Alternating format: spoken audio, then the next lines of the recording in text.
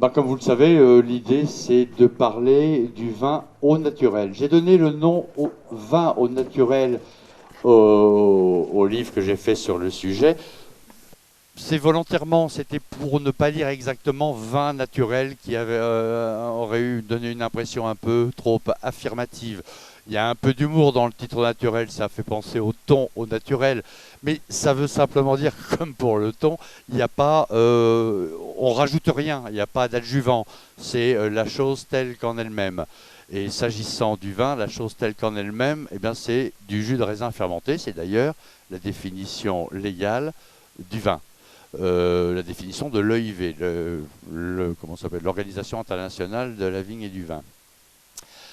Euh, voilà, c'est-à-dire que quand on a dit que le vin c'était du jus de raisin fermenté, on a juste parlé comme ça de cette boisson particulière. Il se trouve que en France, et à l'image de la France dans la plupart des pays, on a un système d'appellation d'origine contrôlée. Et le mot origine n'est pas un mot qui est sans importance. Ça veut dire qu'on a pensé que le terroir, l'endroit où était cultivée la vigne, avait une certaine importance. C'est-à-dire que là, c'était pas comme ici. Parce que la notion de terroir est une notion large. Bien sûr, ça commence avec le sol, la nature du sol, plus ou moins calcaire, plus ou moins argileuse, volcanique, sableuse, etc. etc.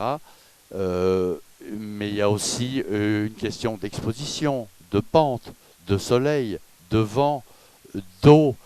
Et puis au milieu de tout ça, il y a quand même un élément qui fait partie du terroir, qui est l'homme, le vigneron, celui qui va faire que ce terrain-là va porter de la vigne d'une certaine façon, où il va faire des choix, et notamment en fonction de tout ce que je viens de dire du sol et de l'environnement, va faire des choix d'encépagement. Tout ça se faisant évidemment à travers le temps, à travers l'histoire, à travers un certain nombre de sélections en se disant que ça marche mieux, qu'un cépage marche mieux qu'un autre, et ça s'est fait progressivement.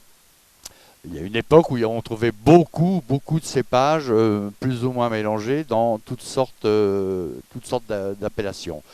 Donc voilà, on s'est rendu compte que le terroir était un critère important.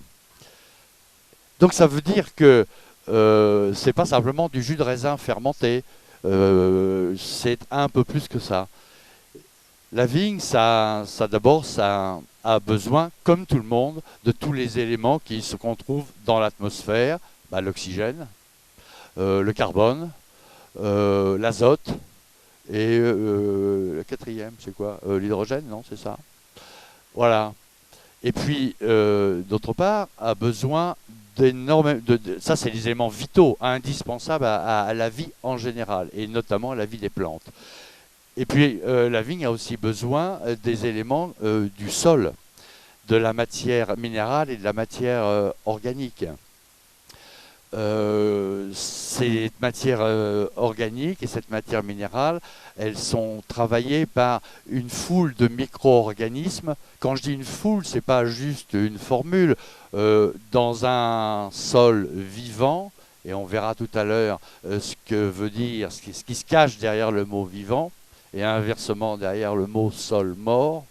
Ça, vous devez en connaître, parce que je pense qu'il n'y a pas besoin d'aller très loin pour en rencontrer. Euh, on considère que dans un sol très vivant, qu'il y a à peu près 1 milliard de micro-organismes dans un gramme de sol. 1 milliard de micro-organismes dans un gramme de sol. Dans le meilleur des cas, bien entendu, il y a des endroits où ce n'est pas le cas. Et puis il y a aussi des animaux, une faune, et la principale, la plus importante, les ingénieurs du sol, qui sont les vers de terre. Et là, ça peut varier entre 2 et 4 tonnes à l'hectare. Je vous rappelle que les vers de terre, c'est la population vivante la plus importante de la planète. Il y a en poids, il y a plus de vers de terre sur la planète que d'êtres humains. Il faut dire qu'eux, ils ne se détruisent pas, alors que nous, oui. Bon. Voilà. Donc, tout ça, c'est extrêmement important parce que les éléments qui sont dans le sol ne sont pas directement assimilables par la plante. Les racines plongent, mais elles ont besoin de quelque chose qui fasse interface entre les éléments minéraux et organiques du sol. Et ce sont ces micro-organismes qui vont rendre assimilables les éléments du sol par la plante. À travers le système racinaire qui est très important. Il y a les racines principales, mais il y a toutes sortes, ce qu'on appelle un chevelu. Par exemple, un pied de blé, si on met tout bout à bout, c'est à peu près 200 km de racines et de chevelus. Donc une capacité extraordinaire à aller prendre les substances qui ont été rendues assimilables par les micro-organismes dont je viens de parler. Donc, quand la viticulture, enfin l'agriculture en général, au tournant, disons, à partir du 19e siècle, a commencé parce que l'industrie pointait son nez et l'industrie a commencé à mettre sa patte aussi sur les productions agricoles. Mettre sa patte, ça voulait dire augmenter les rendements, faire baisser les coûts, enfin le principe habituel de ce type de production dans ce type de système économique, celui qu'on connaît toujours. Et donc sont arrivés les engrais au milieu du 19e siècle, ce cher monsieur Liebig. Effectivement, les rendements ont considérablement augmenté. Et puis, plus tard, sont arrivés, beaucoup plus tard, au XXe siècle, sont arrivés les désherbants. Là, on est juste dans l'immédiate après-Seconde Guerre mondiale. Mais entre-temps, il y avait quand même eu un certain nombre de gens qui s'intéressaient à l'agriculture, qui se rendaient bien compte que c'est quelque chose qui ne collait pas, quoi. Y compris, par exemple, des gros propriétaires terriens en Allemagne, au début des années 20, qui utilisent bien entendu tous les engrais, tout ce que propose l'industrie pour la production agricole. Ils ne sont pas vraiment contents des résultats, ils font surtout des patates et des céréales. Et ils ont l'idée de demander à quelqu'un qui a une certaine réputation de bonhomme qui réfléchit à toutes les questions, il s'appelle Rudolf Steiner, de venir leur parler de tout ça. C'était pas du tout un spécialiste de l'agriculture, mais par contre, c'est quelqu'un qui avait une certaine réflexion sur ce que c'est que l'activité humaine à l'intérieur non seulement de l'univers environnant, mais même du cosmos. Et il a donc fait ce qui, après, s'est appelé cours aux agriculteurs, qui constitue la base théorique de ce qu'on a appelé la biodynamie. Le mot biodynamie est assez clair en lui-même. Bio, c'est évidemment l'idée de la vie, et dynamie, c'est l'idée de favoriser une activité vivante. Avant ça, il y avait déjà des gens qui s'étaient posé des questions, notamment un Anglais, Howard, qui travaillait comme ingénieur agricole en Inde. À l'époque, l'Inde était une colonie anglaise.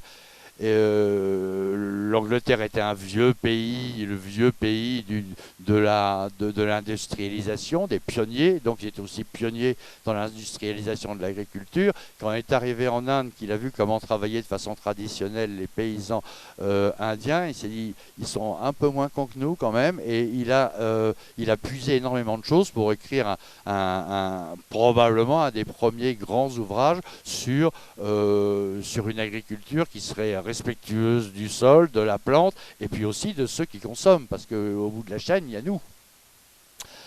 Il y a eu aussi un certain nombre de gens comme ça en Allemagne, essentiellement dans les pays anglo-saxons, qui se sont posés à des degrés divers et variés un certain nombre de questions sur comment respecter le sol, comment respecter la plante et comment respecter les gens qui consomment les produits qui en proviennent. Donc tout ça, et c'était un certain nombre de travaux qui ont inspiré évidemment des vignerons qui avaient ce même genre de préoccupation. Là, on est sur le registre, disons, du travail du sol, de la production, en l'occurrence de raisins. Jusqu'à une époque très récente, je vous rappelle qu'il n'existait pas de vin bio. Il existait des vins issus de raisins de l'agriculture bio. Comme si cette démarche-là s'arrêtait à la porte du chai. Le cahier des charges portait principalement sur les méthodes culturales. Et c'est sur cette base-là qu'un certain nombre de vignerons ont eu l'idée, ont revendiqué quelque chose comme nature. Ça voulait dire que la philosophie qu'ils appliquaient dans la vigne, ils voulaient la poursuivre dans la cave. Pas de désherbant, pas d'anti-pourriture, pas tous ces produits chimiques qu'on met dans la vigne, mais continuer cette chose-là dans la cave. Ça, c'est défini par aucun cahier des charges, c'était défini par aucune réglementation, mais c'était une démarche, une espèce de philosophie qu'ils ont mis en œuvre ensemble, chacun avec des nuances, parce qu'ils ne sont pas tous dans le même contexte, de région, donc de problèmes qu'ils rencontrent dans leur travail, mais avec vraiment toujours cette philosophie. Et c'est ce mot nature, mais auquel il faut toujours mettre des guillemets, parce que ça peut aussi être porteur d'ambiguïté, ce mot-là. Il y aura toujours quelqu'un pour vous dire que la nature finale du vin, c'est faire du vinaigre. Oui, c'est vrai, mais c'est pas ce que veut dire nature. Ça ne veut pas dire qu'on laisse faire tout et n'importe quoi. Bien entendu qu'il y a le travail du vigneron, il existe. Il y a une surveillance, il y a des décisions qui sont prises à des tas de niveaux. Mais ce qu'il y a, et d'où le sens de au naturel que j'ai mis dans le titre du bouquin, c'est sans apport de produits extérieurs.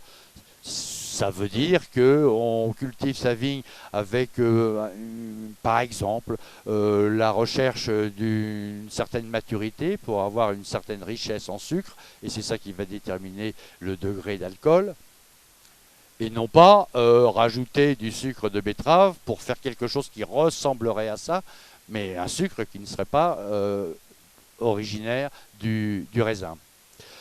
Où on peut tenir le même discours sur l'acidité, sur un certain nombre de choses. Donc c'était ça, je crois, l'idée de nature, même si d'ailleurs au départ, les gens qui ont fait ça, le mot est arrivé après que cette démarche soit enclenchée. On va dire que ça s'est enclenché, grosso modo, on va faire partir ça des années 50-60, mais c'est arrivé dans la pratique d'un petit nombre de vignerons un tout petit peu plus tard. Vous avez peut-être déjà entendu parler par exemple de quelqu'un comme Jules Chauvet, ça se passe dans le Beaujolais. C'est quelqu'un qui a travaillé, qui était à la fois négociant, vigneron et on va dire chercheur, même s'il n'avait pas des titres scientifiques sur sa carte de visite, qui a travaillé sur les levures, sur les bactéries et donc sur l'usage du soufre. Tout le monde comprend ce que ça veut dire, levure et bactéries. Je le rappelle rapidement, le jus de raisin fermenté dont je parlais au début, il est travaillé par des levures qu'on trouve naturellement dans le sol, sur le raisin, dans l'air, et qui ont un boulot très précis, c'est transformer le sucre naturel du fruit, c'est-à-dire du raisin, en alcool, en chaleur, mais ça disparaît, et en gaz carbonique, ça disparaît, sauf si on s'applique à le garder dans un certain nombre de cas. Et puis, dans un deuxième temps, il y a des bactéries qui s'attaquent à un acide qui est naturellement dans le jus de raisin, qui est un acide relativement fort, qu'on appelle acide malique. Malique, ça vient du mot de malus, la pomme en latin. Donc, une acidité que vous allez par exemple retrouver dans, vous voyez, les pommes vertes, les Granny Smith et les choses comme ça, une acidité quand même, il y a d'agnac. Les bactéries vont transformer cet acide fort en acide plus doux qu'on appelle acide lactique. Et cette opération, cette fermentation-là, par les bactéries, va s'appeler fermentation malolactique. Voilà, c'était juste un petit résumé pour qu'on soit sûr de parler de la même chose. Bien entendu, le respect du sol, le respect donc du travail des micro-organismes qui vont transmettre les substances singulières d'un terroir aux racines, donc aux fruits, donc au vin. Tout ça, c'est évidemment, ça fonctionne si on préserve les levures naturelles qui sont dans le lieu, les bactéries aussi qui sont dans le lieu. Sinon, on comprend bien que la revendication d'une appellation d'origine contrôlée, laissons tomber le contrôle, mais en tout cas origine et appellation, la revendication de la singularité d'un lieu, elle n'a de sens que si on respecte la réalité de ce terroir-là. Sinon, c'est juste un discours pour la contre-étiquette, mais ce n'est pas dans la réalité du vin. Ou alors on se retrouve dans une situation, c'est comme si on dit, vous savez sans doute que les pneus Michelin sont faits à Clermont-Ferrand, il viendra aider personne de dire que les pneus Michelin sont un produit auvergnat. Voilà, et ben, il y a des vins, enfin en tout cas des raisins, et les vins qui en proviennent, ou des légumes, qui ont une revendication de lieu d'origine qui a à peu près autant de valeur que la revendication de produits auvergnats pour les pneus Michelin. Ils sont faits là, mais ils sont faits de telle façon qu'ils pourraient être faits sur du polystyrène, ça serait pareil. C'est-à-dire que le sol est tellement dépourvu des micro-organismes dont je parlais, de la faune type vers de terre dont je parlais, c'est-à-dire d'une absence complète de transmission des éléments du sol à la plante, qu'en réalité, le sol n'est plus qu'un support. Mais il n'apporte rien de ses qualités à la plante, et donc aux fruits, et donc au vin. Et donc la revendication d'une appellation devient soit un mensonge par incompétence ou je m'en foutisme, soit même, et ce serait plutôt mon avis, une escroquerie. C'est donc la raison pour laquelle un certain nombre de vignerons, et me semble-t-il, ils sont de plus en plus nombreux, revendiquent cette notion de vin, entre guillemets, nature, ou naturel, ou au naturel. Moi, je préfère en fait le mot vivant. Parce qu'il transcrit bien l'idée d'un sol vivant avec tous les organismes dont j'ai parlé dans le sol, et puis vivant aussi pour celui qui le reçoit. C'est-à-dire que entre recevoir un vin qui finalement va s'exprimer qu'à travers son degré alcoolique, voilà, ça chauffe, ça fait du bien, 13 degrés, 13,5. Et puis un vin qui transmet vraiment une réalité de l'endroit d'où il vient, quelque chose de vivant qui vous traverse, ça vous raconte une autre histoire, c'est une autre digestibilité. Et donc, il me semble que dans un cas, si on boit beaucoup du premier vin, on pourrait même devenir un peu abruti. Et dans le deuxième cas, il me semble qu'on a plutôt une ouverture et on est plus intelligent le lendemain que la veille. En tout cas, c'est mon avis, mais vous me direz ce que vous en pensez tout à l'heure. Voilà, donc c'était ça un peu l'idée. Alors évidemment, je l'ai précisé, il n'y a pas de cahier des charges, il n'y a pas de définition légale. Finalement, le seul, comment dire, la seule règle qui s'impose, c'est celle que se donnent les vignerons, mais bien entendu, les vignerons ne sont pas des gens isolés, et ils savent un petit peu ce que font les autres. C'est-à-dire que, je ne sais pas, les vignerons dont je parlais tout à l'heure dans le Beaujolais, quand je vous parlais de Jules Chauvet, je vais y revenir parce que j'avais perdu le fil tout à l'heure. Ils se fréquentent, ils ont les vignes côte à côte. Si un vigneron au milieu prétend faire quelque chose et ne le fait pas, ça va vite se savoir quand même. Donc il y a aussi d'abord une honnêteté foncière des vignerons, et d'autre part l'œil des voisins. Donc même s'il n'y a pas de certification par je ne sais quel label ou quel coup de tampon sur un bout de papier, il y a une réalité concrète de terrain qui a, à mon avis, largement autant de valeur. Oui, je vous faisais allusion tout à l'heure à ce monsieur Chauvet que Marc a connu, je pense, non? Oui. Qui est mort maintenant, qui est mort âgé, je ne sais pas, en 89, si je ne m'abuse, qui est un monsieur qui a beaucoup travaillé donc sur les fermentations et sur l'usage du soufre. Vous savez que le soufre est un antiseptique et un antioxydant que on utilise presque toujours, sauf cas particulier, dans le vin. Assez bizarrement au fond, parce que quand je vous ai parlé du travail des levures, il faut savoir que les levures, selon un certain nombre de critères et de circonstances, produisent naturellement un peu de soufre. Et un peu, ça peut même être parfois relativement beaucoup.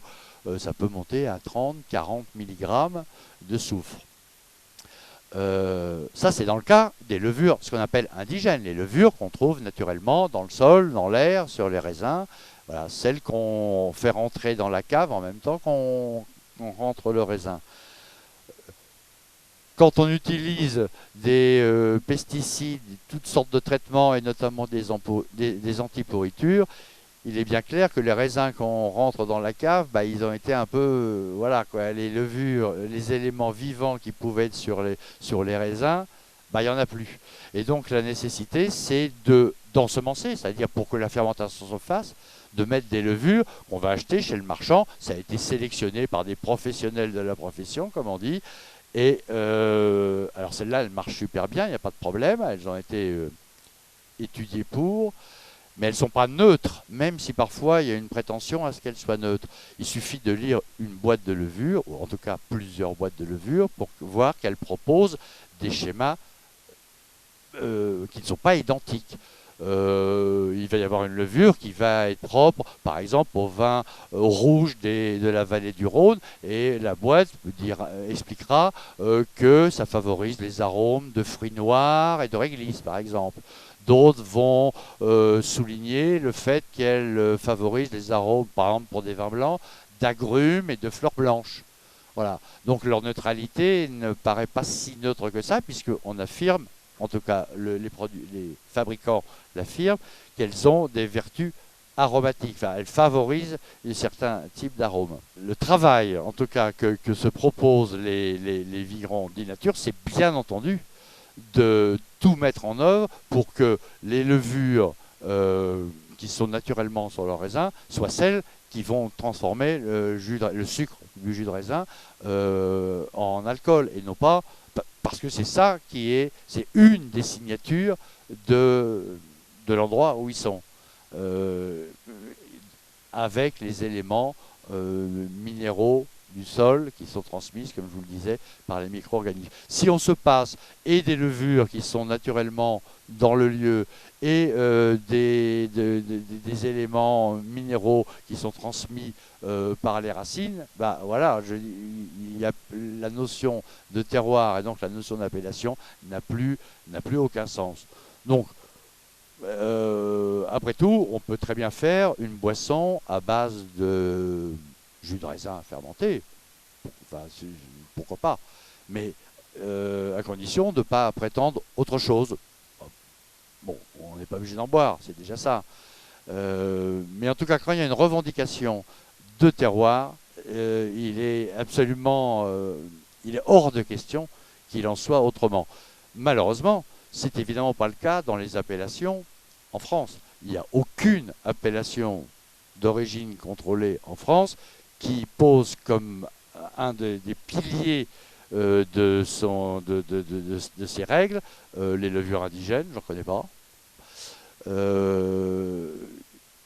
Aujourd'hui, évidemment, il y a quelques règles pour ne pas abuser des désherbants. Ça varie selon les appellations, comment les gens se mettent d'accord sur place. Mais je ne crois pas qu'il y ait beaucoup d'appellations qui se refusent au désherbant, enfin au désherbage intégral. Généralement, il y a des règles pour ce qu'on appelle les tournières, à peu près partout. Enfin, c'est quand même pas l'essentiel des parcelles de vignes. Voilà, on est très loin du compte dans la réglementation française et d'ailleurs dans la réglementation européenne. Donc c'est sur ces bases-là, c'est-à-dire sur les bases d'une agriculture conventionnelle qui parfois se donne des airs, disons, un peu plus modernistes, que les vignerons qui sont passés, qui cultivaient en bio ou en biodynamie, mais qui avaient envie de poursuivre ça jusqu'à l'intérieur du chai au moment où ils vinifient, et même au niveau de l'élevage et jusqu'à la mise en bouteille. C'est sur cette base-là, avec un esprit critique par rapport à cette agriculture, disons, conventionnelle, qui se sont voilà, revendiqués du mot de nature. Voilà, qu'est-ce qu'on pourrait dire d'autre? Oui, je vous parlais de ce monsieur Chauvet parce que quand même, il a eu une certaine importance, même si on était dans une région particulière, qui était la sienne, qui était le Beaujolais, où il y a voilà, certaines façons de vinifier qui posaient des problèmes particuliers. Il est arrivé à définir une façon de travailler les sols et les vinifications de telle sorte que, en fait, le soufre, qui est un élément vraiment important dans le vin, par son côté désagréable. Je vous rappelle, je vous apprends que ce qui fait mal à la tête généralement, c'est pas tellement le vin, c'est le soufre qu'il y a dans le vin. Il a bien sûr des vertus, je vous l'ai dit, antioxydant, antiseptique, mais voilà, malheureusement c'est un poison. Il y a une dose qui a été définie par l'Organisation mondiale de la santé, une dose par rapport au poids corporel, une dose journalière. Voilà, si on la dépasse, on peut avoir quelques problèmes. Et en plus, il y a des gens qui sont plus ou moins sensibles. Il y a des gens qui sont absolument, affreusement sensibles au soufre, qui peuvent pas, ils peuvent absolument, ils font des allergies, quoi. Voilà. Donc, il est arrivé à expliquer que, en travaillant d'une certaine façon, en ramassant donc des raisins particulièrement sains, c'est-à-dire en travaillant le sol sans tous les produits qui sont autorisés, et en vinifiant avec beaucoup de rigueur, il a beaucoup insisté sur la rigueur, l'hygiène. On pouvait arriver à un moment donné à faire du vin qui permet de se passer de soufre. J'insiste là-dessus parce que sur la question du soufre, qui est un point clé dans les vins dits nature, il y a un certain nombre de gens qui ont pensé peut-être un peu vite que faire du vin sans soufre, ça consistait à faire du vin comme on le faisait d'habitude, moins le soufre. Et ça a donné quelques catastrophes. C'est pas comme ça qu'il faut penser la question du soufre. Il faut le penser plutôt non pas comme un but ultime, mais comme un moyen.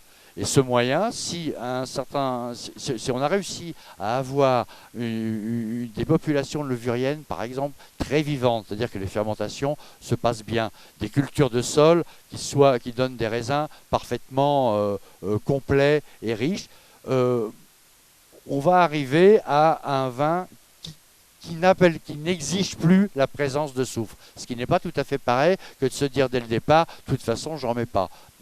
Parce qu'il peut y avoir des problèmes. Et donc, c'est ce point particulier. Et moi, j'ai des souvenirs d'avoir emmené chez Jules Chauvet des vignerons du Beaujolais qui travaillaient de façon classique en disant monsieur Chauvet, j'aimerais bien faire du vin sans soufre. Il disait bon bah vous travaillez comment, vous faites quoi?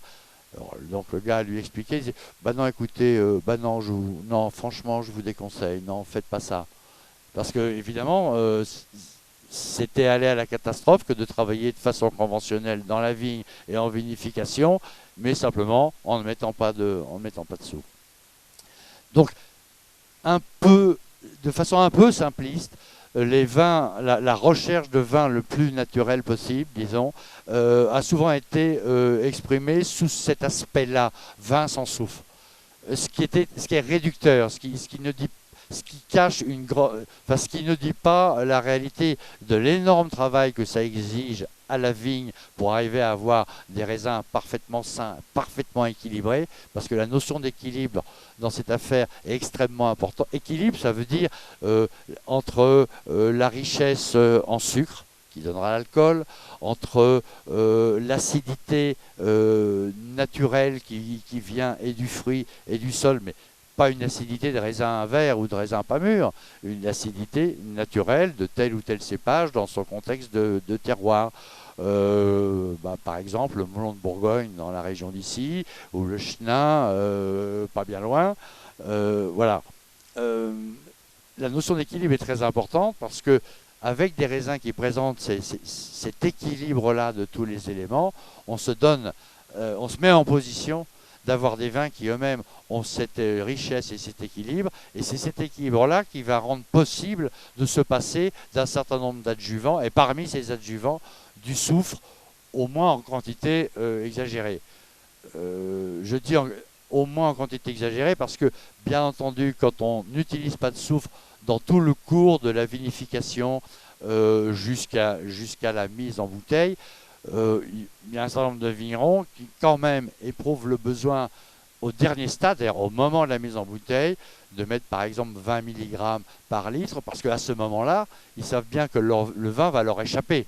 Il va partir en bateau, en avion, à l'autre bout du monde, et il va arriver chez des gens, on ne sait pas comment il va être traité. Peut-être qu'il va être posé, il va stationner debout devant un radiateur. Enfin, toutes sortes de choses qui échappent à la maîtrise du vigneron. Et là, ça pourrait causer un certain dommage au vin. Donc, il y a une précaution, disons, qu'on va appeler commerciale, c'est-à-dire de protéger un minimum le vin pour être sûr qu'il arrive dans un bon état, en bon état, sur la table de celui qui aura acheté la bouteille.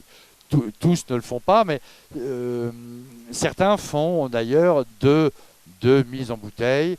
Une pour des gens dont ils connaissent très exactement les pratiques, parce que voilà, c'est des clients, c'est des cavistes, c'est des restaurateurs, c'est des particuliers dont ils savent qu'ils ont bien compris ça. Et puis ce qui part à l'aventure à travers le monde, légèrement protégé par, je vous dis, quelque chose comme 20 mg. Je dis 20 mg pour ceux qui ne savent pas, très couramment, les vins, selon leur nature, peuvent avoir aller à 100, 150, 200, voire un peu plus, milligrammes de soufre par litre.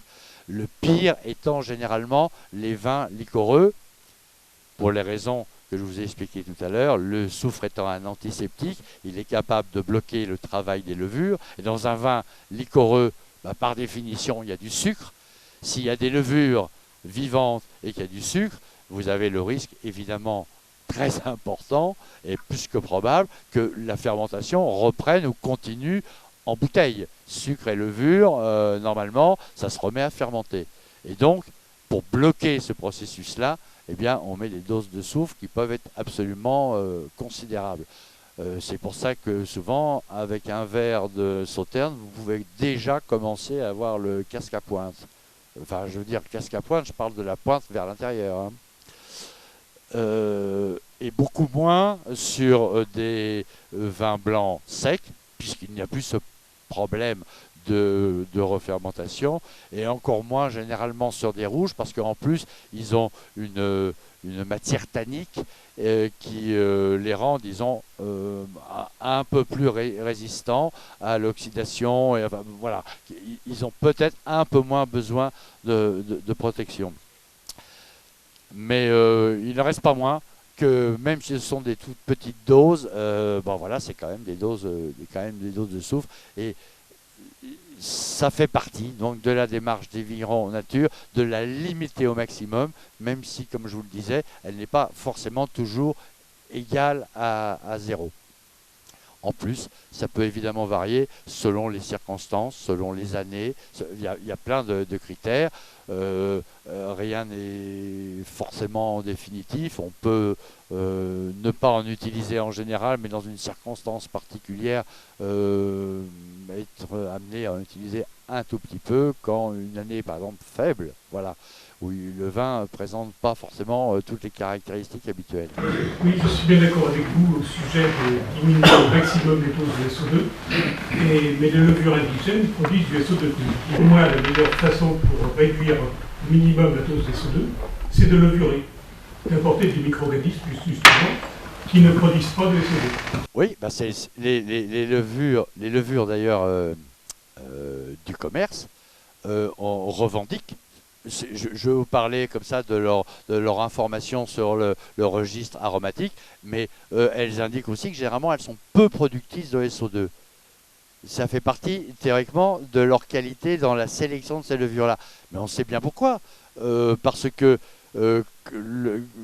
pour maîtriser, ça c'est le boulot de l'énologue, parce qu'au milieu de tout ça, il y a eu les professionnels qui sont arrivés, qu'on appelle des énologues. C'est arrivé dans les années 60-65, le diplôme d'énologue, parce qu'ils utilisaient notamment un produit qui était extrêmement dangereux à manier, et l'État a éprouvé le besoin de créer une profession de professionnel pour utiliser un produit qu'il n'était pas question d'utiliser comme ça. J'ai obligé, c'est le ferrocyanure, voilà.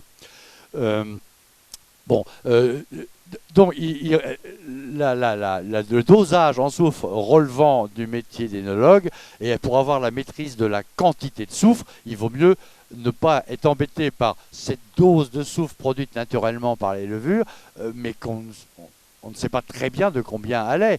Voilà. Donc, c'est assez quand même curieux que la qualité que revendiquent les levures sélectionnées, ce qu'on appelle les levures sèches actives. Hein. Les levures du commerce, ça se présente comme une poudre qu'on dilue avant de l'intégrer à la cuve de jus de raisin à faire fermenter. Levure sèche active. Elle revendique de peu productrices de soufre, ce qui est quand même étonnant, alors que les levures naturelles produisent de soufre des doses très différentes selon les cas. C'est-à-dire, en fait, elles produisent de soufre dont le processus fermentaire a besoin à l'instant T, une année X, et dans les conditions qui sont celles du vin qui est en train de se faire. Et notamment, une question importante, la quantité, l'acidité du jus, qui joue un rôle assez important. Donc, moi, j'ai rien contre qu'on utilise des levures du commerce pour faire, comme j'ai dit tout à l'heure, une boisson à base de jus de raisin fermenté. Ce que je suis en train de défendre, si j'ose dire, enfin défendre en tout cas aux côtés des virons qui font vraiment le boulot, c'est que à partir du moment où il y a une revendication d'origine et la revendication d'un terroir, il paraît assez évident que les levures indigènes du lieu doivent être celles qui font le travail, parce que si on ne fait pas ça, ça veut dire qu'il y a un petit mensonge sur l'origine. Donc l'appellation d'origine, je ne sais pas très bien à quoi on va à quelle réalité elle va correspondre, parce que bien entendu, quand on utilise les levures du commerce, généralement, c'est pas la seule chose le seul adjuvant, le seul intrant qu'on met. Ça fait partie d'un long processus. C'est-à-dire que généralement, quand on met des levures du commerce, c'est qu'on a mis déjà pas mal de choses dans les vignes, à tel point qu'on aurait quelques difficultés probablement à faire fermenter tout simplement son jus de raisin, et qu'après on va être obligé de faire encore beaucoup d'autres choses parce que on a un jus de raisin probablement un peu faible, il va falloir l'accompagner avec des tas de produits jusqu'au bout. Alors si on est au nord, généralement on manque un petit peu de richesse alcoolique, donc on va chaptaliser, c'est-à-dire rajouter du sucre pour faire monter le degré d'alcool. Si on est au sud, on a de la puissance alcoolique mais on manque d'acidité, donc on va acidifier. À partir de la Bourgogne, à Meursault, je pense qu'il doivent être 3 vignerons à ne pas acidifier. À Châteauneuf-du-Pape, il ne doit plus en avoir que 2. Voilà. Pourquoi ? C'est parce que la façon de travailler la vigne, la façon d'obtenir, la rigueur que l'on met dans l'obtention de raisins sains et équilibrés, elle n'est pas assez grande, et qu'on a finalement, et en plus il y a la question des rendements, parce que c'est aussi une question importante. On a des jus qui finalement sont un peu défaillants, et il va falloir leur mettre une béquille à droite, une béquille à gauche, 2 béquilles à droite, 2 béquilles à gauche. À la fin, bien sûr, on va avoir un vin entre guillemets parfait, je veux dire sans défaut grave, mais en tout cas la revendication d'un caractère, et d'un caractère qui serait le produit d'un certain terroir, ça n'a plus beaucoup de sens. En tout cas, je ne sais pas ce qu'en pensent nos camarades vignerons. Disons, tous les ans, c'était quelconque. On arrivait tout le temps à faire la même chose, et à la fin, ça devenait une recette. Et c'est tout. Pour moi, ça en a été rendu à ce point-là.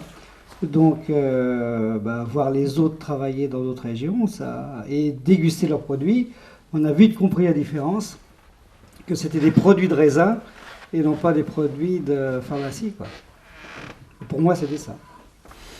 Bon, je crois que c'est surtout à la dégustation qu'on a vu la différence entre les vins qui étaient qui était travaillé, quoi, et tandis et par rapport aux vinifications plus naturelles, on a quand même beaucoup. Enfin, moi, j'ai eu beaucoup plus de plaisir à boire des vins qui étaient des vins dits nature. C'est pour ça que j'ai eu envie d'en faire. Jacques Carroget vient prononcer un mot qui n'est pas tout à fait négligeable et qu'on oublie souvent, c'était le mot plaisir.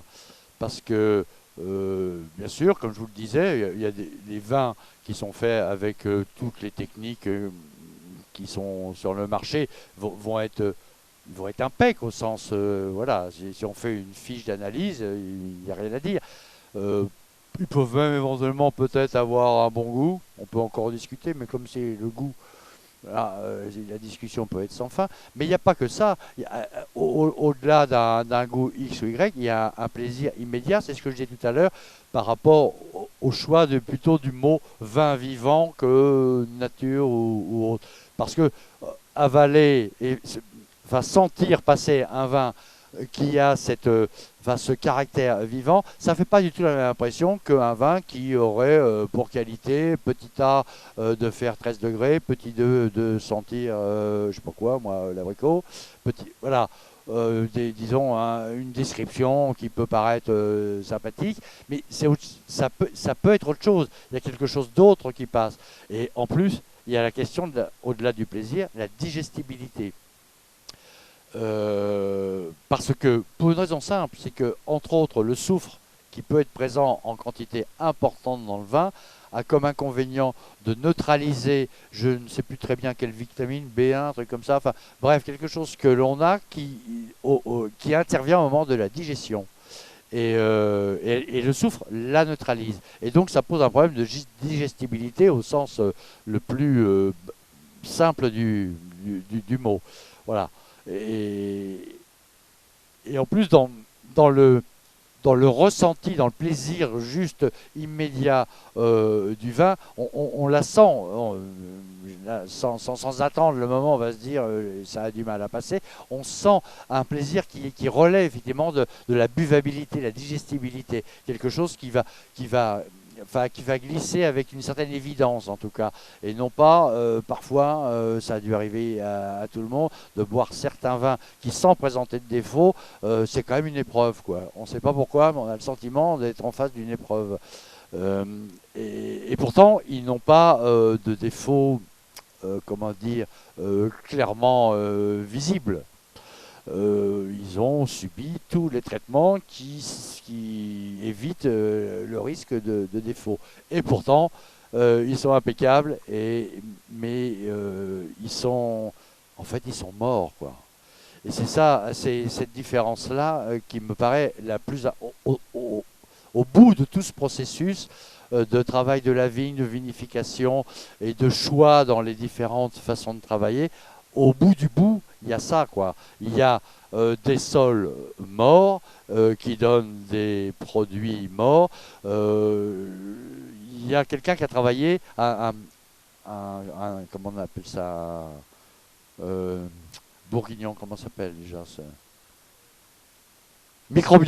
c'est un microbiologiste des sols, voilà, qui a travaillé à une époque à l'INRA, puis un jour l'INRA a pensé que la microbiologie des sols, ça ne servait à rien. Ils ont fermé carrément ce département-là. Donc ce monsieur ne travaille plus à l'INRA, mais il travaille dans un laboratoire qui est son laboratoire propre. Il fait des analyses de sol.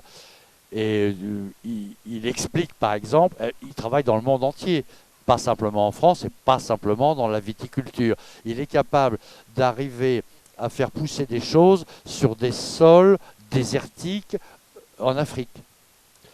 Et ça fait maintenant quasiment une dizaine d'années qu'il essaye de rendre vivants les sols de Beauce. Vous savez que les céréaliers sont c'est probablement la partie de l'agriculture, peut-être même plus que la viticulture encore, à utiliser tous les pesticides de façon intensive. La Beauce, c'est un sol absolument mort. C'est exactement ce que je vous disais tout à l'heure, c'est un support. Ça pourrait être du polystyrène, ça serait pareil. On fait, ça existe la culture de ce polystyrène, peut-être même ils sont faits dans la région. En tout cas, les tomates et les fraises sur polystyrène, ça c'est une banalité aujourd'hui. Et c'est sûr qu'elles sont nickel chrome. Hein. Elles n'ont pas de goût et surtout, il ne serait pas question qu'elles revendiquent une origine pour le coup. Toute la question est là. Tout dépend aussi de ce qu'on revendique. C'est ce que je disais en débutant. Si on veut faire une boisson à base de jus de raisin fermenté, ma foi, faites comme vous voulez et puis buvez-en si ça vous plaît. Mais en tout cas, appelez pas ça du vin avec une revendication d'origine. C'est là, à mon avis, où se passe la ligne de partage.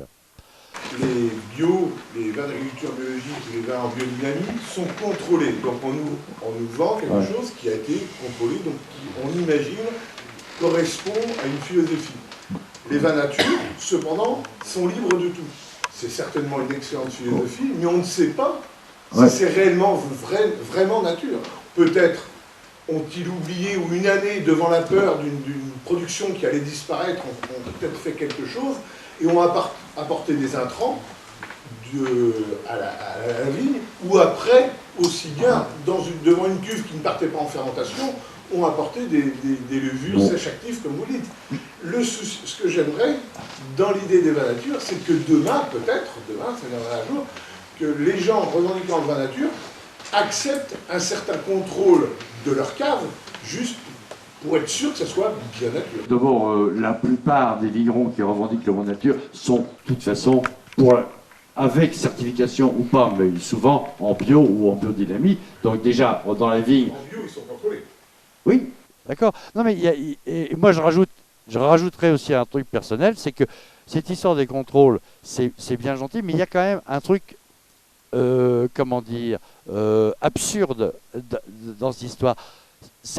L'histoire des contrôles, ça a été imposé par l'agriculture conventionnelle, et notamment le syndicat le plus puissant de l'agriculture, qui est la FNSEA, qui est quand même le syndicat qui a œuvré pour l'industrialisation de l'agriculture dans les années 60, et qui ont été les grands artisans de ce qu'on a appelé les lois Pisani. Enfin, voilà, les fameuses révolutions qui a définitivement inscrit l'agriculture dans le processus de l'industrialisation. Ces gens-là, quand ils ont vu que la bio commençait à monter, ils ne pouvaient pas l'empêcher. Mais par contre, ils ont exigé des contrôles. C'est-à-dire que si vous faites quelque chose avec 10, 20, 30 produits chimiques ajoutés, vous n'êtes pas obligé d'être contrôlé et de payer quoi que ce soit. Si vous voulez ne pas utiliser ces produits, faire quelque chose de plus sain, vous devez payer. Voilà. Donc il y a des vignerons qui sont parfaits bio, plus bio que bio, et qui ne veulent pas être contrôlés parce qu'ils pensent que l'idée de contrôle, il n'y a qu'à contrôler les autres à ce moment-là. Parce que les autres, je peux vous donner des exemples, par exemple dans le sud, parce que les produits qui sont interdits en France, on va les trouver en Espagne, il suffit de passer la frontière, ils reviennent avec des gros bidons, on les reconnaît facilement les bidons, il y a une tête de mort avec une grande croix rouge. Dans certaines années climatiques, c'est extrêmement difficile d'arriver au naturel. Oui, il y a des années compliquées, bien sûr. D'agriculteur, pour quelqu'un qui doit démarrer demain une viticulture sur un certain nombre d'hectares, il y a cette question qui va se poser. Oui, vigneron à année, pour ceux qui ne connaissent pas. C'est sûr, on l'a vu là, la notion de vin nature est une notion plutôt jeune. Et donc, si on compare avec les autres notions de l'agriculture, on a parlé tout à l'heure de M. Howard des années 1900 quelque chose. On a pu parler des appellations d'origine contrôlée, donc c'est les années 30. Là, la notion de vin nature qui a été initiée par Jules Chauvet et son équipe, Marcel Lapierre, Pacalet, etc. Max Léglise, que je citerai aussi. Ouais. Max Léglise, que je citerai, c'est plutôt les années 60-70. Les années 60-70. Donc, il faut considérer que c'est quelque chose qui est en dynamique et qui est en devenir. Alors, on ne peut pas dire qu'il n'y ait pas de contrôle. Moi, j'ai été contrôlé par les fraudes. Et ils ont fait l'analyse totale de mon vin pour savoir effectivement si j'avais mis des intrants ou si je n'avais pas mis d'intrants. Ils n'ont pas forcément trouvé à leur goût. Ça, c'est un autre débat. Mais, par rapport au dire que j'avais, de ce que j'écrivais, il n'y avait pas de fraude. Je peux vous dire qu'ils ont analysé ça, et je n'ai pas été le seul. On a été quelques-uns qui avons été analysés comme ça. Alors après, il existe une association, il existe plusieurs associations de vignerons qui se réunissent et puis qui essayent de promouvoir ce type de vin. Alors, sincèrement, je peux vous assurer, quand on fait un conseil d'administration, une assemblée générale avec des vignerons de vin nature de toute la France, ça vaut le coup. Mais au moins en termes de plaisir gustatif. Je vais parler d'une, hein. Il y en a une qui s'appelle les vins sains, où les vignerons, sur l'ensemble de leur production, n'ajoutent absolument aucun intrant. Mais là, c'est effectivement difficile. Là, c'est effectivement difficile. Parce qu'il peut y avoir une année, une cuve, qui fait, voilà, etc., etc. C'est pas parce qu'on est en vin nature qu'on ne surveille pas, y compris de manière scientifique, ce qui se passe dans nos cuves. Il y a une autre association, ça s'appelle l'AVN, l'Association des vins de vinification naturelle, puisque sur la dernière Assemblée Générale, on a changé le titre. Et cette association revendique une charte, sur laquelle il est bien évident que le vin doit être d'origine de raisin biologique, et qu'il y a deux types de vin AVN. Il y a le type de vin AVN où on a le droit d'aller jusqu'à 30 mg de soufre, mais c'est le seul intrant qui est autorisé. Et ce qu'on essaye de défendre, parce que nous avons eu des rencontres avec la DGC, oui c'est ça, j'ai beaucoup de difficultés à prononcer. Il y a eu des réunions avec la DGC RSF. Ouais. Et dans lequel il est clair que, vu qu'il y a de plus en plus de vignerons qui se revendiquent nature, etc., ça commence à poser un problème aux fraudes. Et la proposition qui a été faite et sur laquelle on travaille, c'est effectivement des vins sans aucun intrant, y compris le soufre, pour qu'on puisse marquer sur l'étiquette vin de vinification naturelle.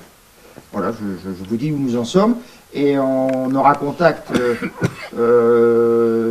cette année, on retournera voir les fraudes pour voir si on est d'accord sur une labellisation et pas sur une certification. Une labellisation, c'est la différence entre nature et progrès et la bio européenne. Voilà, je dis ça. Voilà pour expliquer. Voilà, donc je vous dis, c'est vrai que pour l'instant, d'abord les fraudes vérifient si ce que vous dites c'est vrai. Si vous mettez sur votre site internet, si vous mettez sur vos étiquettes qu'il n'y a pas de soufre ajouté, qu'il n'y a pas ceci, qu'il n'y a pas cela, ben, ils viennent dans les caves, et les caves ils regardent, d'abord surtout les registres, les patati patata, puis ils prennent un échantillon, et je peux vous dire, la liste des analystes est longue. Et donc, je vous dis, on a été vérifier un certain nombre, et on est en discussion avec eux pour qu'effectivement ça puisse être, je ne vais pas dire réglementé, mais au moins qu'on puisse se retrouver sur des bases qui soient claires pour le consommateur et qui, voilà, on en est là. On a une simplification parfois quand on parle de vin sans soufre, bien entendu, comme ça a été dit, c'est sans soufre ajouté.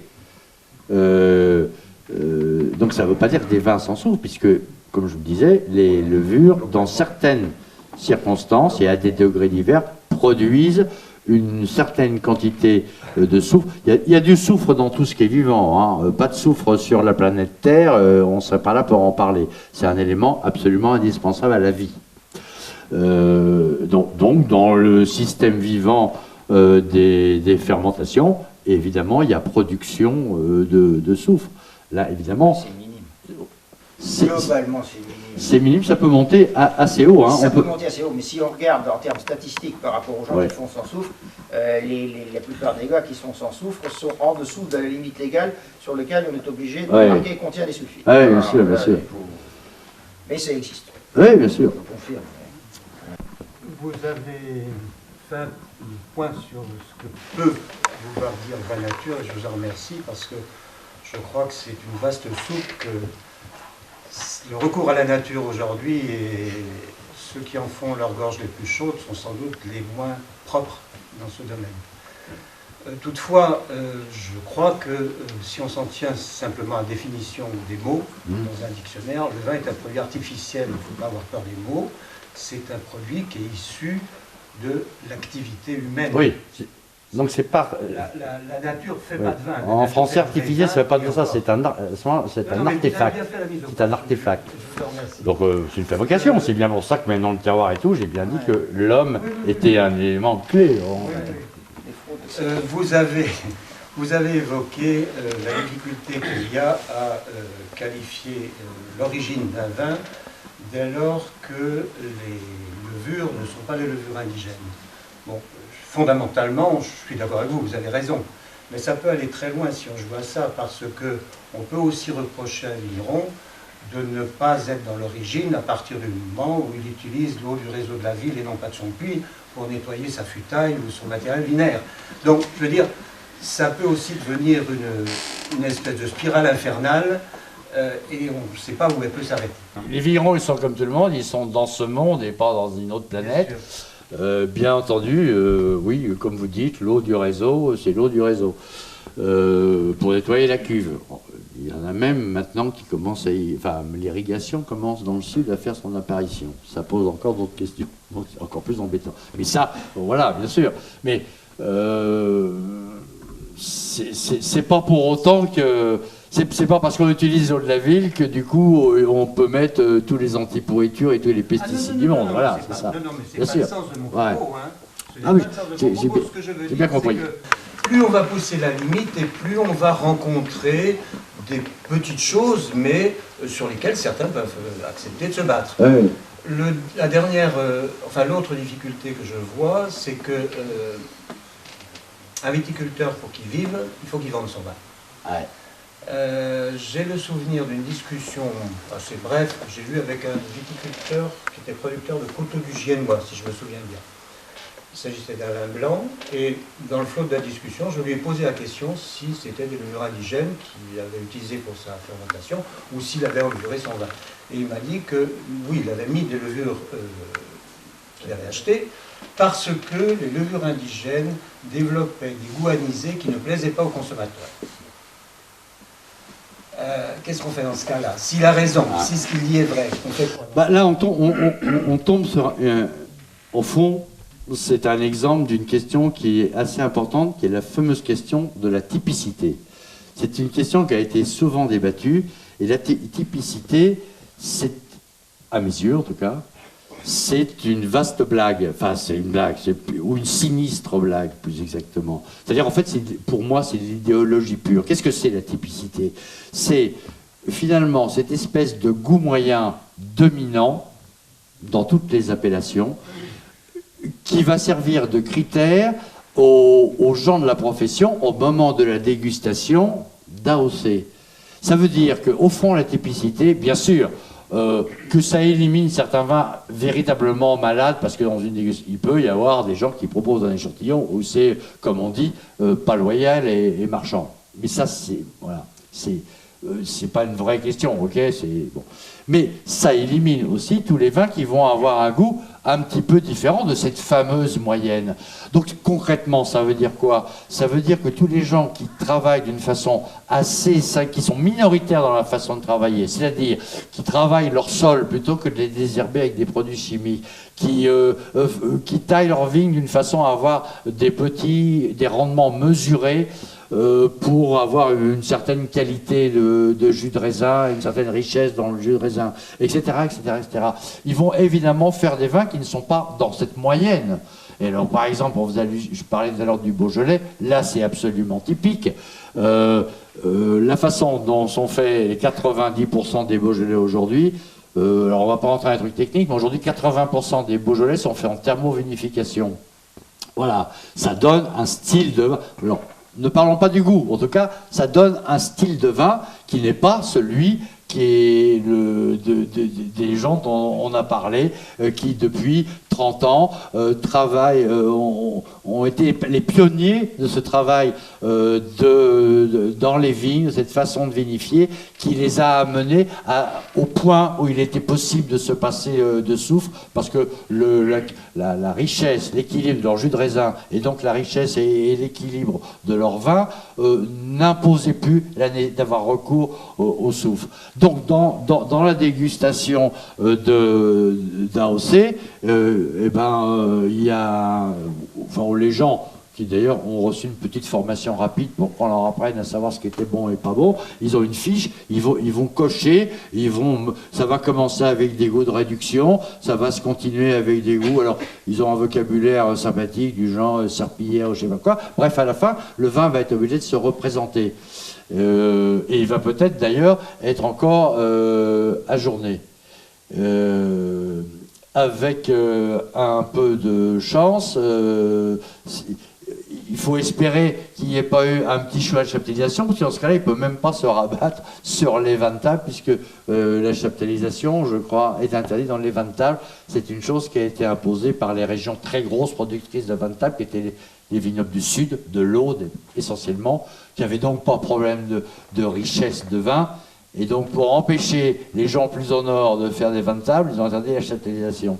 Bon, voilà, tout ça, c'est ces petites ruses du milieu de la production industrielle du vin, qui évidemment ne concernent pas les gens dont on parle depuis une heure, mais cette histoire de la typicité est finalement ce que j'appelle d'ailleurs dans mon bouquin l'arme fatale, parce qu'à la fin c'est ce qui sert à éliminer ou au mieux à mettre sur un petit strapontin dans un coin tous ceux qui depuis longtemps travaillent à faire des vins qui soient véritablement l'expression de leur terroir. Et cette expression de terroir, c'est quand même ce qui est écrit dans l'idée de base des inventeurs des appellations d'origine dans les années 30, ça commence même dans les années 20. Et à l'époque, c'était déjà, en fait, au départ, pour lutter contre les fraudes. Parce qu'à l'époque, on pouvait faire absolument n'importe quoi. Donc on faisait des vins avec des on arrivait à faire du vin quasiment sans raisin. À un moment donné, il a fallu dire stop et créer un certain nombre de règles. Et puis les appellations, pour le coup, n'étaient pas protégées. C'est comme ça qu'on faisait du Chablis absolument partout, jusqu'aux États-Unis. D'ailleurs, c'est récent que les tribunaux leur aient interdit de faire du Chablis aux États-Unis. Bon, bref, tout ça pour dire que la pensée du sénateur Capu, enfin des gens qui ont eu l'idée de construire un système basé sur les appellations d'origine contrôlée, avec quelques grands propriétaires, grands vignerons, comme le baron Leroy, qui était donc propriétaire à Châteauneuf-du-Pape. Ils ont construit ce système-là sur l'idée d'origine et de terroir. Voilà. Donc, il est un peu curieux qu'à un moment donné, il y ait ce goût moyen qui est dominant, donc qui est celui des vins faits avec des vignes non travaillées, enfin je veux dire, travaillées avec des produits et non pas mécaniquement, avec des vins levurés, c'est-à-dire avec des levures non indigènes, pas du lieu, etc. etc. C'est cela qui finalement dicte le goût. Voilà cette fameuse typicité pour dire « Ah non, votre vin ne peut pas rentrer dans l'appellation Beaujolais ». Voilà, et ça donne les histoires que vous avez peut-être entendu parler, l'histoire de Cousin, qui fait... Bon, il faut dire que c'était assez drôle, puisqu'il avait écrit AOC, appellation Olivier. Mais ça voulait... on lui avait refusé l'appellation, il a mis AOC, parce que ça voulait dire appellation Olivier Cousin. Voilà, bon. Mais, bon, c'était drôle, mais... L'humour est peut-être une qualité des vignerons, c'est rarement la qualité des juges, et en tout cas, certainement pas des interprofessions. Et là, l'interprofession d'en joue. Enfin, de toute façon, je crois que ça s'est pas trop mal fini pour les gens. Oui, parce que, au fond, là, on est dans le monde, on change de monde, on est dans le monde du but. Donc c'est tellement ubuesque qu'à un moment, une fois que ça a fait un peu le buzz dans la presse, ça retombe comme un... Non, je suis pas là. Comme un vigneron qui s'appelle Giboulot en Côte-de-Beaune, vous avez peut-être entendu parler. L'affaire était un peu plus sérieuse, puisqu'il s'agissait de traitement contre une maladie. Et là, on était obligé de le passer, mais c'était une décision préfectorale. Ne pas le faire, c'était se mettre en contravention. Ça s'est terminé en procès. Et lui expliquait que son travail dans la vigne, depuis 20 ou 30 ans, consistait à mettre sa vigne dans le plus parfait état d'équilibre, donc de capacité à réagir aux agressions extérieures. Parce que bien sûr, il y a des agressions extérieures, des maladies, des insectes, enfin, tout ce que vous voulez. Mais voilà, plutôt que d'être dans le curatif, c'est-à-dire à chaque fois qu'une maladie arrive, inonder sa vigne du produit de traitement, au contraire, la traiter depuis... en l'occurrence lui depuis déjà un certain temps, de telle façon qu'elle ait suffisamment de bonne santé pour faire face aux agressions. Et il dit, je ne refuse de foutre en l'air mon boulot de 20 ou 30 ans en appliquant votre décret préfectoral qui m'impose d'inonder ma vigne de je ne sais plus quel produit. Il devait passer... D'ailleurs, il a dû en prendre, ça a dû être passé en hélicoptère ou je ne sais pas quoi, parce que c'est encore une histoire, ça. Je ne sais plus comment ça se passait. Enfin bref, il y a eu un procès, et à la fin, je ne sais pas pourquoi, il a 500 € d'amende avec sursis, c'est-à-dire qu'ils se sont dégonflés parce que ça ne tenait pas debout, leur histoire. En plus, il y a derrière des vrais scandales, puisqu'on sait depuis longtemps que tout ce qu'ils racontent sur cette maladie est un tout petit peu orienté pour favoriser justement les traitements, alors que ce n'est pas forcément la solution unique et définitive. Enfin là, on rentre dans des trucs plus compliqués. Excusez-moi, j'ai dérivé. Oui, non, la seule chose que je vais vous répondre, c'est que ce vigneron, on ne le menaçait pas, n'était pas menacé de perdre son AOC. C'est pas du moins ce qu'il m'a dit. Mais ce qu'il me disait, ce qu'il mettait en avant, c'est un critère purement commercial. Les gens ne veulent pas de ce goût anisé dans le vin. Les gens, vous entendez, consommateurs.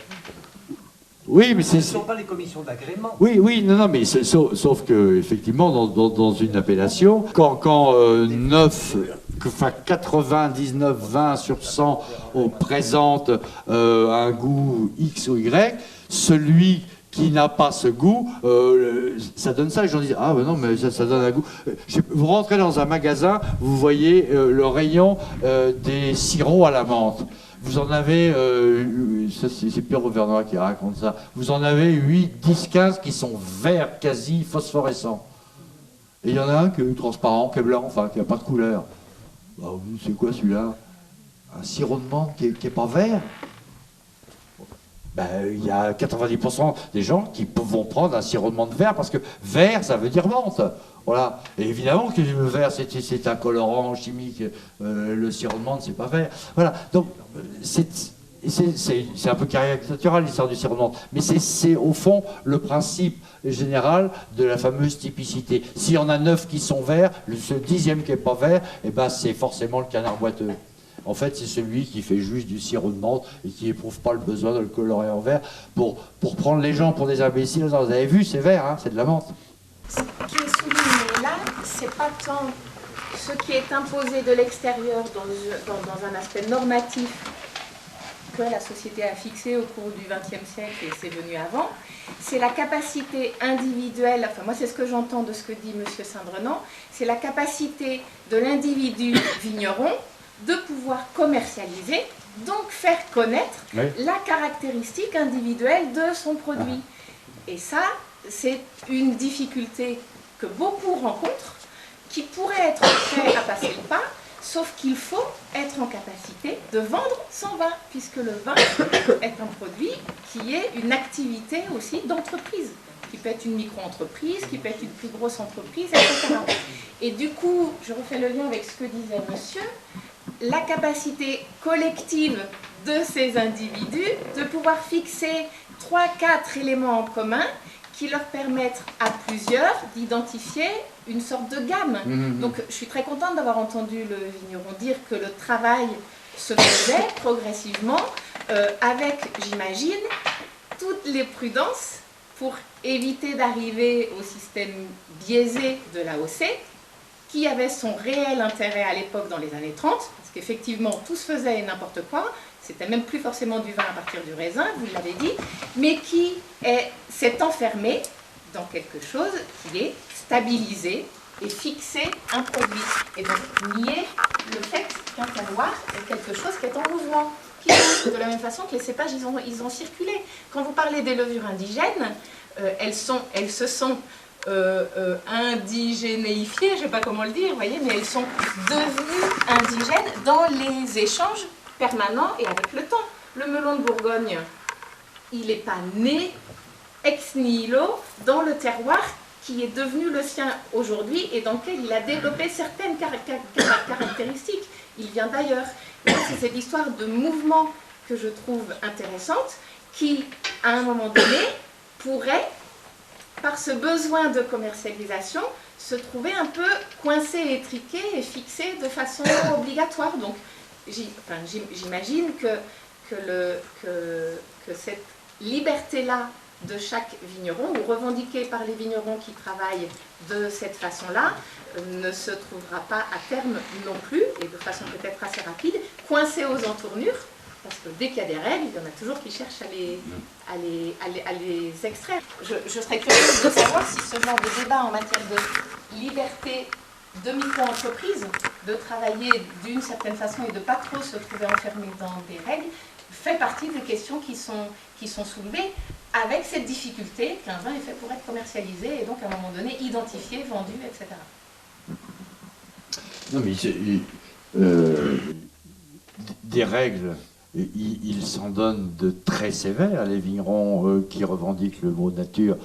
Simplement, elles rentrent sur un certain nombre de points en contradiction avec les règles dominantes de la production du vin. On a bien vu, quand on est passé, ça a mis très longtemps à se faire la réglementation européenne du vin bio. Je vous disais tout à l'heure que pendant très longtemps, il n'existait pas de vin bio, mais donc des vins issus de raisins de l'agriculture bio. Finalement, en 2012, l'Europe a réussi à bricoler une espèce de réglementation du vin bio. Ça a été très compliqué parce que c'est bien évident que les Allemands n'avaient pas les mêmes exigences que les Espagnols sur la question de l'acidification, sur la question du soufre, sur la question de la chaptalisation, parce que simplement, ils ne sont pas confrontés au même problème. Voilà. Donc, ça veut dire que cette réglementation, elle est extrêmement orale et pâquerette, extrêmement laxiste. En fait, ils ont inventé le vin bio de masse, c'est-à-dire, si j'étais grossier et méchant, donc je ne le ferai pas, mais c'est vraiment le vin bio de masse, voilà. C'est pas tout à fait le poulet aux hormones, mais on commence à en être pas loin. Alors, bon, donc, là où on a le droit à 120 mg de soufre, ils disent 100 mg. Bon, 100 mg, c'est mieux que 120. Mais quand on a dit ça, on a encore à peu près rien dit, quoi. Voilà.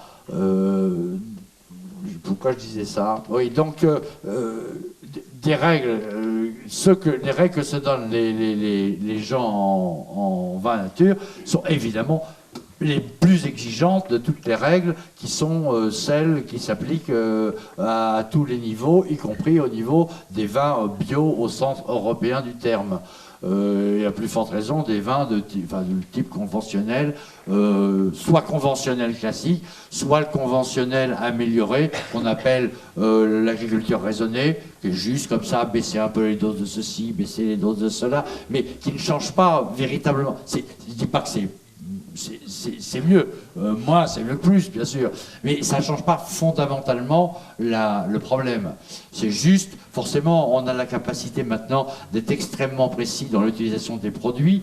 Donc, on est capable réellement, là où on mettait des doses peut-être exagérées tel ou tel produit à une époque, maintenant d'évaluer exactement le besoin dans la façon de penser de ces gens-là, de mettre la dose exacte. C'est seulement une question d'économie. Puis, il n'empêche que la consommation de pesticides a encore augmenté en France, depuis d'ailleurs le truc qui disait qu'il allait falloir les baisser. Je vous rappelle que la France est le 3e pays pour les pesticides, après, excusez-nous du peu, les États-Unis et l'Inde. Je peux vous dire qu'eux, ils y vont fort. Et bien, la France est le 3e pays. Il faut dire qu'on a beaucoup de céréaliers et beaucoup de viticulture qui sont malheureusement, je suis désolé d'avoir à le dire, les 2 professions agricoles qui utilisent, et de très loin, le plus de pesticides. Les doses qui sont relevées dans certains vins dépassent de façon considérable les doses autorisées, simplement dans l'eau. On parlait de l'eau de la ville tout à l'heure. Voilà. Il y a une étude, ça s'appelait l'étude PAN, qui a montré ça, mais c'est des centaines de fois plus. Voilà. Sauf que on n'est pas obligé de... Voilà, on n'est pas obligé de l'écrire sur l'étiquette. On est obligé à rien sur les étiquettes de vin. C'est quand même le seul. Sur un pot de moutarde, c'est écrit le nom du conservateur. C'est d'ailleurs aussi un dérivé du soufre. Hein. Et il y a beaucoup. Ça fait partie. Ça, les cornichons et les fruits secs et tout. Le soufre, il y en a beaucoup. Mais c'est écrit sur l'étiquette, à condition de pouvoir déchiffrer leur langage. Hein. C'est E200 quelque chose. Et tout ça, c'est des dérivés du soufre. Puisque j'ai été interpellé tout à l'heure, là, je peux me permettre de répondre. Tout d'abord, le marché des vins nature existe. C'est-à-dire qu'il se développe à l'étranger. D'ailleurs, on a fait des salons là, et c'est clair que les exportations de vins nature sont importantes.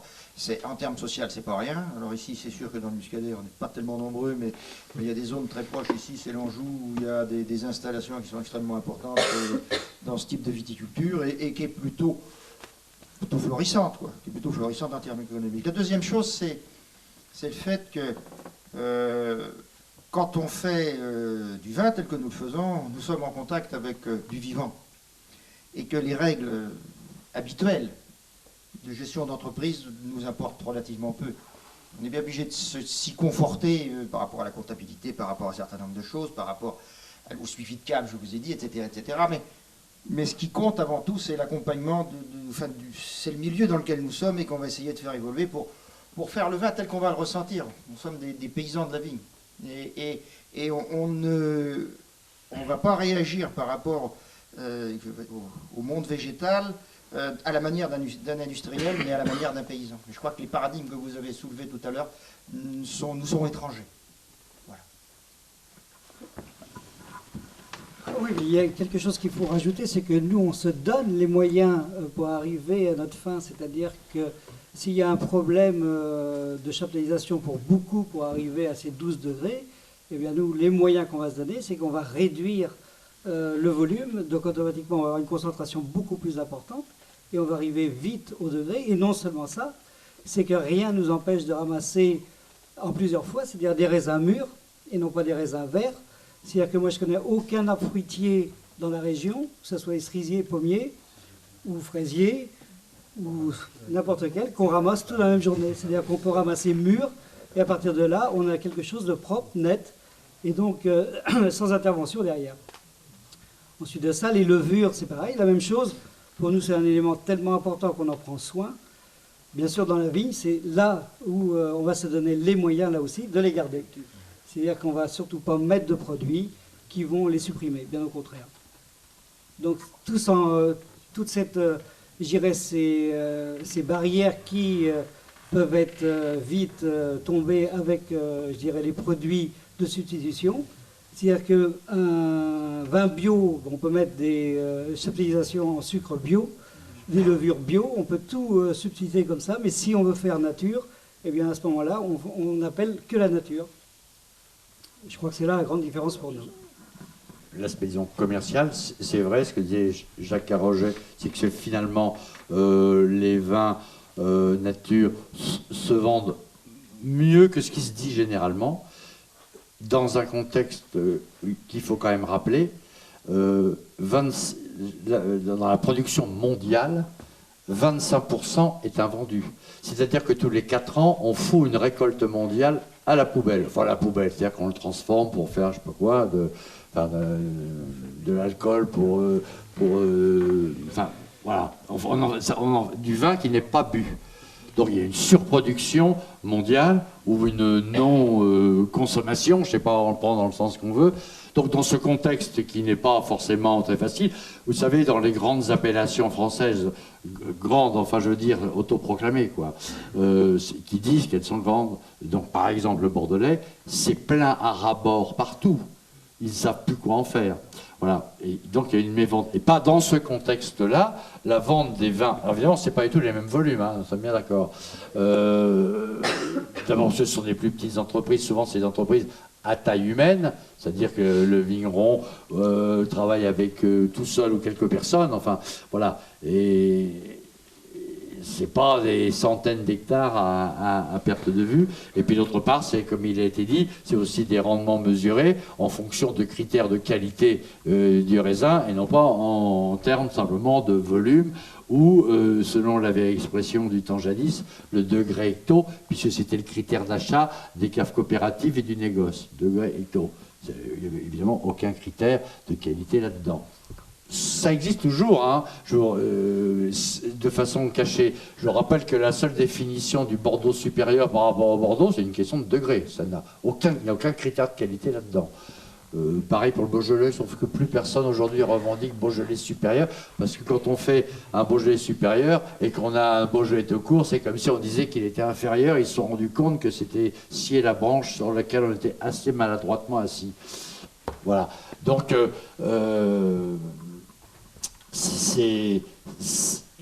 souvent il est dit, on entend souvent dire que ce genre de vin, selon la façon dont il est fait, ont tendance à être un peu plus cher et que ça pose des problèmes. C'est loin d'être vrai dans la réalité pour ceux qui fréquentent véritablement ce milieu-là. Il peut y avoir, comme partout, des gens plus ou moins en difficulté, mais c'est voilà, comme partout, quoi, ni plus ni moins.